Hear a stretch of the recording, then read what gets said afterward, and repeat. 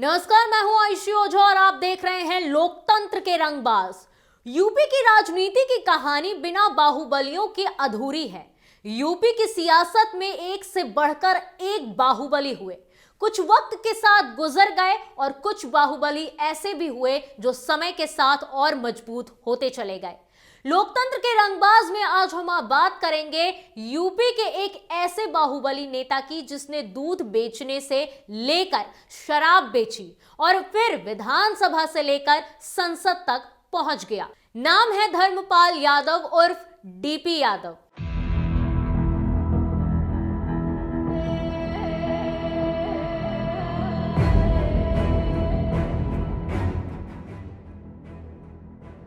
बाहुबली व धनबली के रूप में कुख्यात डीपी यादव के काले अतीत की बात करें तो जिला गाजियाबाद के पास एक गांव शरफाबाद में धर्मपाल यादव नाम का एक आम आदमी था, जो जगदीश नगर में डेयरी चलाता था और रोजाना साइकिल से दूध दिल्ली ले जाता था। अति महत्वाकांक्षी धर्मपाल यादव 1970 के दशक में शराब माफिया किंग बाबू किशन लाल के संपर्क में आ गया और यही शख्स धर्मपाल यादव से धीरे धीरे डीपी यादव के रूप में कुख्यात होता चला गया।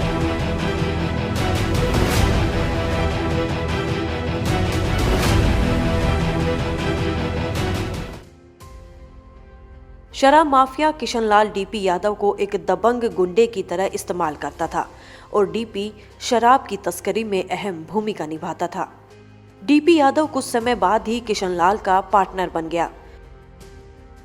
इन दोनों का गिरोह जोधपुर से कच्ची शराब लाता था और पैकिंग के बाद अपना लेबल लगाकर उस शराब को आसपास के राज्यों में बेचता था। जगदीश पहलवान, कालू मेंटल, परमानंद यादव, श्याम सिंह, प्रकाश पहलवान, शूटर चुन्ना पंडित, सत्यवीर यादव, मुकेश पंडित और स्वराज यादव वगैरह डीपी के गिरोह के खास गुर्गे थे। 1990 के आसपास डीपी की कच्ची शराब पीने से हरियाणा में लगभग 350 लोग मारे गए। इस मामले में जांच के बाद दोषी मानते हुए हरियाणा पुलिस ने डीपी यादव के विरुद्ध चार्जशीट भी दाखिल की थी। पैसा, पहुंच और दबंगई के बल पर धीरे धीरे डीपी यादव अपराध की दुनिया का स्वयंभू बादशाह हो गया। 2 दर्जन से अधिक आपराधिक मुकदमों के बाद राष्ट्रीय सुरक्षा के लिए घातक सिद्ध होने लगा तो 1991 में इस पर एनएसए के तहत कार्रवाई भी हुई। पहला आपराधिक मामला 1979 में गाजियाबाद के कविनगर थाने में दर्ज हुआ। डीपी यादव पर 9 हत्या और 3 अटेम्प्ट टू मर्डर, अपहरण और फिरौती के मामले, टाडा और गैंगस्टर एक्ट के तहत कार्रवाई, 1990 हरियाणा में अवैध शराब की सप्लाई का केस जिसमें 350 लोगों की जान गई। 1991 तक 25 आपराधिक मामले दर्ज हुए।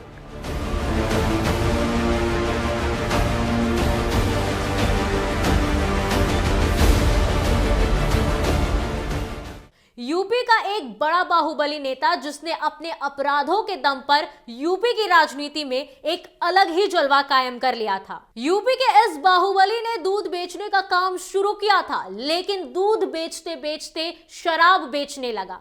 शराब की कमाई से डीपी यादव ने अकूत संपत्ति बनाई। पैसे के साथ साथ बाहुबली डीपी यादव ने अपराध की दुनिया में भी खासा नाम कमा लिया था। समय के साथ साथ डीपी यादव पर दर्जनों संगीन आपराधिक मुकदमे दर्ज हो चुके थे। ऐसे में पुलिस प्रशासन से बचने के लिए डीपी यादव ने राजनीति का रुख किया, जैसा कि यूपी की राजनीति में उस समय आम बात थी।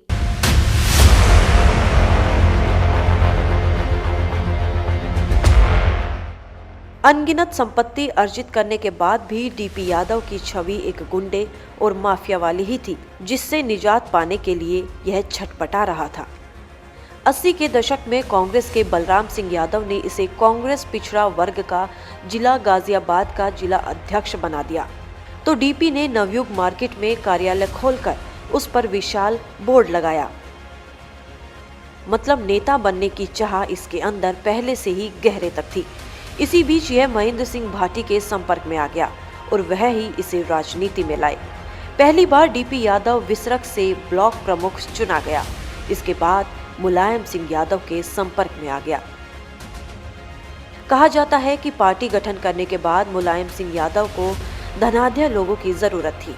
डीपी को मंच चाहिए था और मुलायम को पैसा, सो दोनों का आसानी से मिलन हो गया। मुलायम सिंह यादव ने डीपी को बुलंदशहर से टिकट दिया और वह धन बल व बाहुबल का दुरुपयोग कर आसानी से जीत गए। सरकार बनने पर मुलायम ने उन्हें मंत्रिमंडल में शामिल किया और पंचायती राज मंत्रालय की जिम्मेदारी दी। डीपी यादव 1989 में वो पहली बार विधायक बने। मुलायम ने उन्हें पंचायती राज मंत्री बनाया। डीपी को जानने वाले लोग बताते हैं कि उस वक्त उन्हें मिनी सीएम कहा जाता था। डीपी का जलवा इतना था कि वो अफसरों को कुछ नहीं समझते थे और उनके साथ काफी सख्ती से पेश आते थे। डीपी यादव पहली बार 1989 में जनता दल से बुलंदशहर सीट से विधायक बना।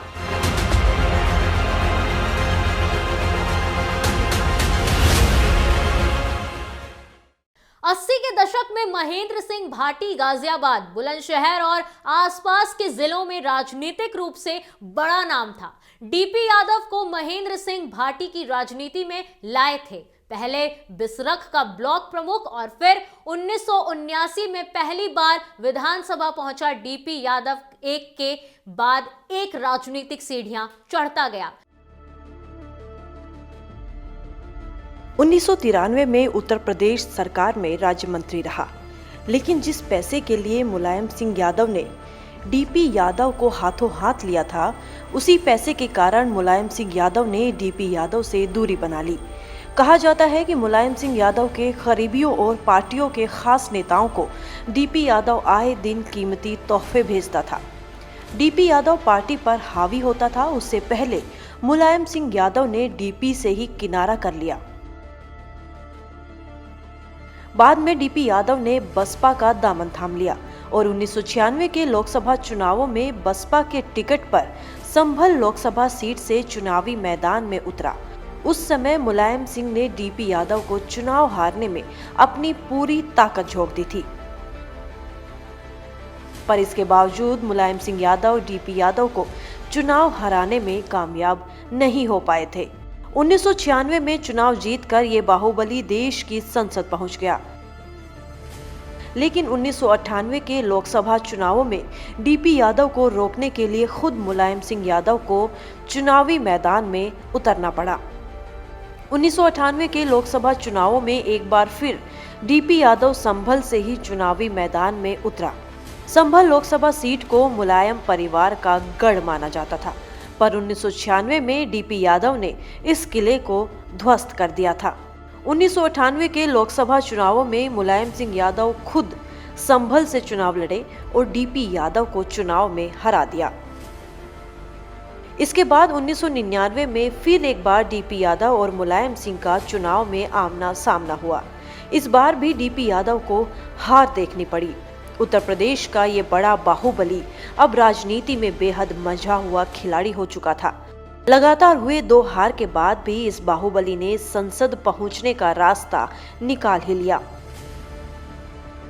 डीपी यादव बीजेपी से समर्थन से राज्यसभा जा पहुंचा, जिसके बाद बीजेपी की काफी किरकिरी भी हुई थी।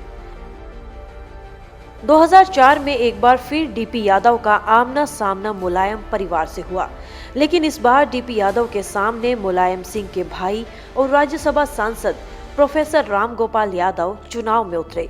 इस बार भी डीपी यादव चुनाव जीतने में असफल रहा। इस बीच डीपी यादव लगातार अपराधों को अंजाम देता रहा।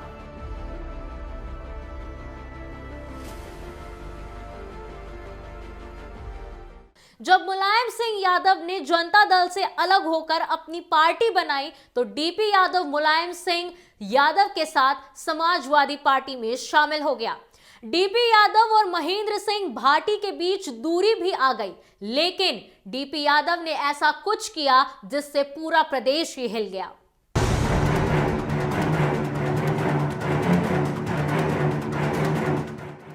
डीपी यादव ने राजनीति और शोहरत के सांठगांठ के सहारे केस की फाइलों को दबा तो लिया था, लेकिन वो कहते हैं ना, कानून के हाथ लंबे होते हैं और उसके गिरफ्त से अपराधी बच नहीं पाता।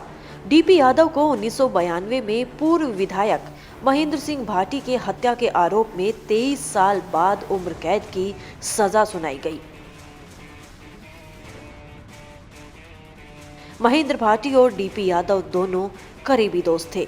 भाटी ने 1991 में बुलंदशहर विधानसभा सीट से डीपी यादव को जनता दल का टिकट भी दिलवाया। यादव को विधायक बनवाने के लिए भाटी ने पूरा जोर लगा दिया था, लेकिन डीपी सत्ता में मजबूत दावेदारी के लिए महेंद्र भाटी से अलग होकर मुलायम के खेमे में चला गया था। महेंद्र भाटी अजीत सिंह के खेमे में थे। डीपी को पूरा इलाका चाहिए था, इसके लिए महेंद्र का सामने से हटना जरूरी था। यही वजह थी कि वो देखते ही देखते भाटी का दुश्मन बन गया था। कहा जाता है कि महेंद्र भाटी और डीपी यादव दोनों काफी गहरे मित्र थे। हालांकि डीपी यादव की निजी महत्वाकांक्षा उसे ले डूबी और वह भाटी का जानी दुश्मन बन गया। 31 सितंबर 1992 को भाटी गाजियाबाद के बंघेल रोड पर रेलवे फाटक बंद होने की वजह से विधायक और उनके साथी फाटक खुलने का इंतजार कर रहे थे। उसी वक्त कुछ हथियारबंद बदमाशों ने उन पर फायरिंग कर दी।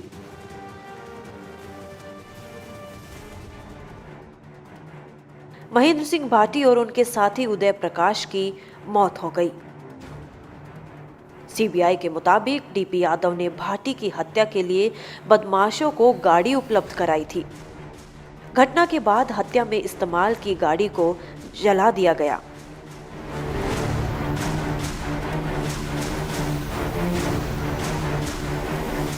उन्नीस में हुए इस हत्याकांड में फरवरी 2015 को यादव को हत्या का दोषी ठहराया गया और मार्च 2015 में उम्र कैद की सजा सुनाई गई। जब कल्याण सिंह यूपी के मुख्यमंत्री थे तो डीपी यादव को रासुका के तहत गिरफ्तार किया गया। 1992 में सीबीआई ने उसे महेंद्र भाटी की हत्या का आरोपी बताया। भाटी उस समय दादरी से विधायक थे। कोर्ट में अभियोजन पक्ष की तरफ से 41 गवाह पेश किए गए और 28 फरवरी 2015 को यादव को हत्या का दोषी ठहराया गया। महेंद्र भाटी हत्याकांड के दोषी पूर्व सांसद डीपी यादव को सीबीआई की विशेष अदालत ने आजीवन कारावास की सजा सुनाई। सीबीआई कोर्ट के स्पेशल जज ने महेंद्र भाटी हत्याकांड पर सुनवाई करते हुए डीपी यादव और अन्य 3 दोषियों को आजीवन कारावास की सजा सुनाई। गौरतलब है कि डीपी यादव के अलावा सीबीआई कोर्ट ने करण यादव, पाल सिंह उर्फ लक्कड़पाला और प्रणीत भाटी को भी उम्र कैद की सजा सुनाई। महेंद्र भाटी हत्याकांड में डीपी यादव को आजीवन कारावास की सजा सुनाई जाने पर उनके बेटे समीर भाटी ने कहा कि अदालत ने अपना काम किया है। उन्होंने कहा कि फैसला आने में लंबा समय लगा, लेकिन कोर्ट ने पारदर्शिता के साथ साथ अपना फैसला सुनाया है।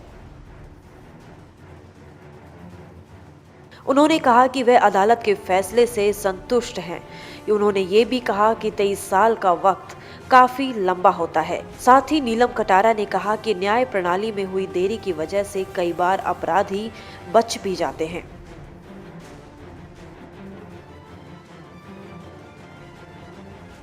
बाहुबली डीपी यादव ने तमाम अपराधों को अंजाम दिया था, लेकिन उसके बेटे विकास यादव ने जो किया उसने पूरे देश को हिलाकर रख दिया।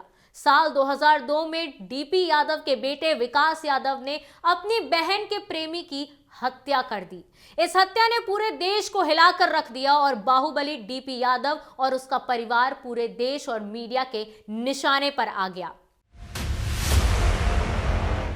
नीतीश कटारा अपनी क्लासमेट भारती यादव से प्यार करता था। भारती यादव यूपी के बाहुबली नेता धर्मपाल यादव यानी डीपी यादव की बेटी थी। भारती भी नीतीश के साथ अपनी जिंदगी जीना चाहती थी। भारती के भाई विकास को नीतीश और भारती की नज़दीकी पसंद नहीं थी। 16 से 17 फरवरी 2002 की रात गाजियाबाद में एक शादी समारोह में भारती और नीतीश साथ में थे। दोनों को साथ देकर विकास आपा खो बैठा। उसने अपने चचेरे भाई विशाल के साथ मिलकर समारोह से अगवा कर लिया और फिर हथौड़े से मारकर उसकी हत्या कर दी। 20 फरवरी को बुलंदशहर के खुर्जा गांव में नीतीश का शव जली अवस्था में मिला। नीतीश की मां नीलम कटारा ने शव को पहचाना था। वहीं पुलिस ने करनाल के पास से वारदात में प्रयोग की गई गाड़ी भी बरामद कर ली थी। जिस दिन नीतीश कटारा की लाश बरामद हुई थी, उसी दिन भारती यादव इंग्लैंड चली गई। अप्रैल 2003 में जब अदालत ने भारती यादव को गवाही के लिए समन जारी किया, समन जारी करने के बाद भारती यादव गवाही के लिए नहीं पहुंची। अदालत ने भारती को भगोड़ा करार देने की चेतावनी दी। चेतावनी के बाद भारती यादव भारत लौटी। भारती से पूछताछ की गई तो किसी भी तरह के संबंध होने से भारती मुकर गई। उसने कोर्ट के सामने बताया कि वो और नीतीश सिर्फ दोस्त थे। नीतीश कटारा की जब हत्या हुई थी तो उसकी उम्र 25 साल थी। वो पेशे से एक बिजनेसमैन था। उसने मैनेजमेंट टेक्नोलॉजी गाजियाबाद संस्थान से स्नातक की उपाधि प्राप्त की थी। कटारा के पिता भारतीय प्रशासनिक सेवा IAS के एक अधिकारी रहे हैं। अपने बेटे नीतीश की पार्टी से रहस्यमय ढंग से गायब हो जाने के बाद नीलम कटारा ने गाजियाबाद के कविनगर थाने में प्राथमिकी दर्ज कराई। उन्होंने उत्तर प्रदेश के नेता DP यादव और अन्य पर संदेह व्यक्त किया। पुलिस ने बुलंदशहर जिले के खुर्जा में एक अज्ञात शव बरामद किया। नीतीश कटारा हत्याकांड का पूरा घटनाक्रम कुछ यूं चला। 20 फरवरी 2002 विकास और विशाल को फरार घोषित करने की प्रक्रिया शुरू हुई। 21 फरवरी 2002 नीलम कटारा ने शव की पहचान की।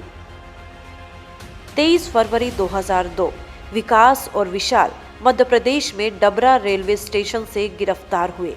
25 फरवरी 2002 आरोपी भाइयों का बयान दर्ज किया गया। 26 फरवरी 2002 गाजियाबाद में CGM अदालत ने हिरासत में पूछताछ के लिए आरोपियों को रिमांड पर भेजा। 28 फरवरी 2002 आरोपियों की संदेही पर अपराध स्थल से पीड़ित की घड़ी और एक हथौड़ा बरामद हुआ।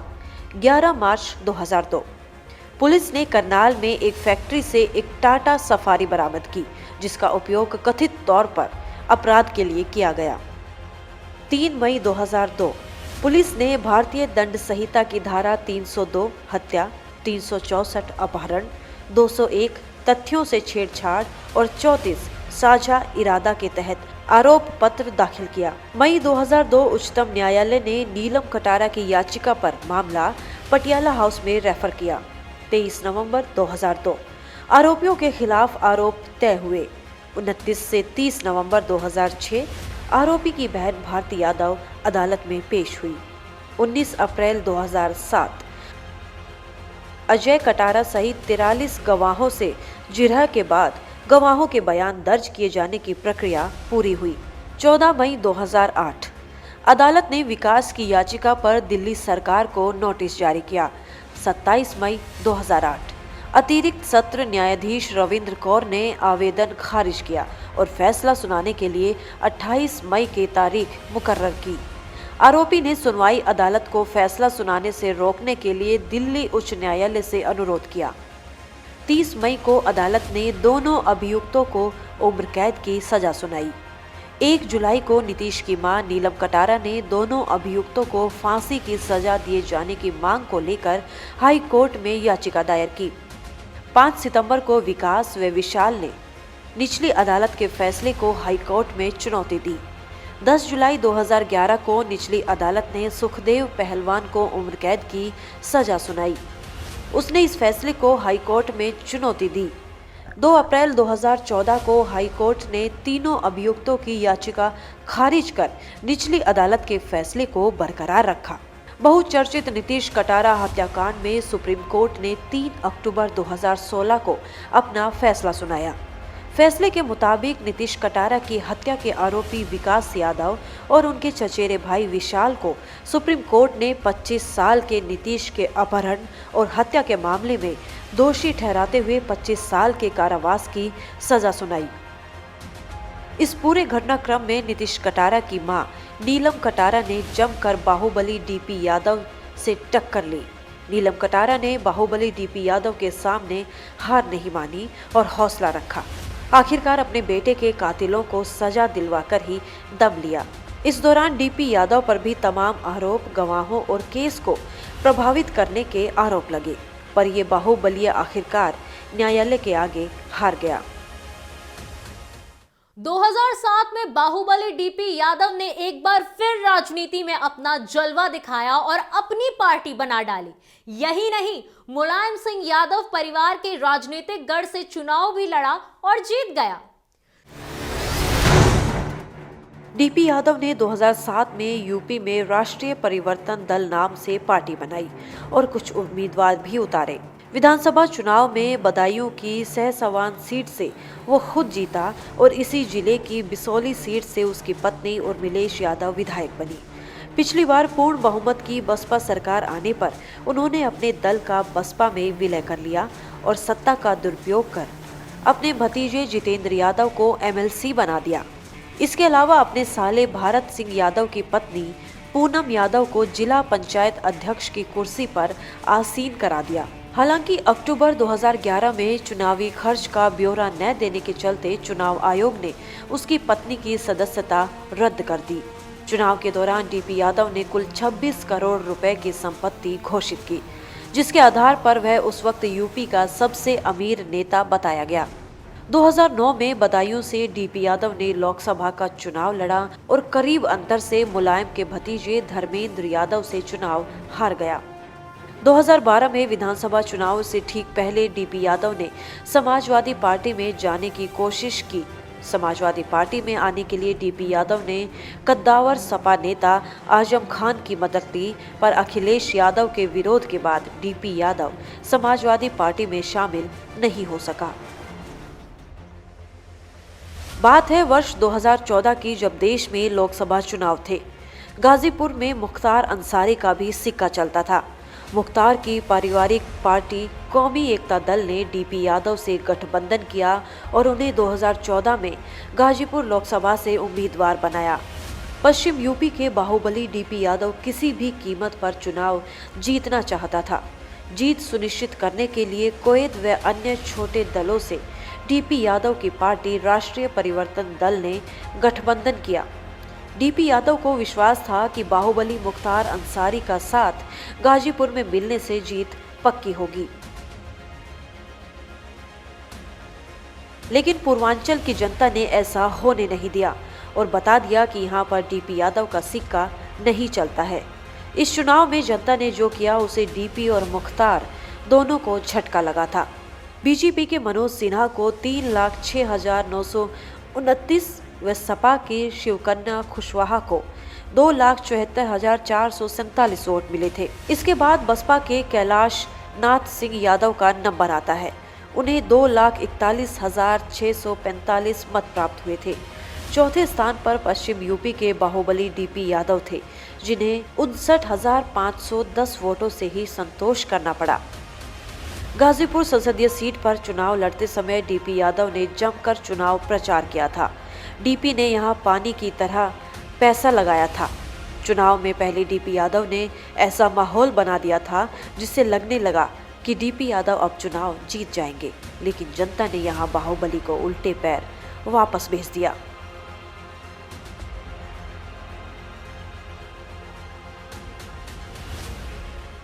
यूपी का ये बाहुबली अब देहरादून की जेल में बंद है। अपने पुराने साथी महेंद्र भाटी की हत्या कराने के मामले में डीपी यादव उम्र कैद की सजा काट रहा है। यूपी की जनता ने भी इस बाहुबली को नकार दिया है। तमाम राजनीतिक दलों ने भी डीपी यादव से दूरी बना ली है।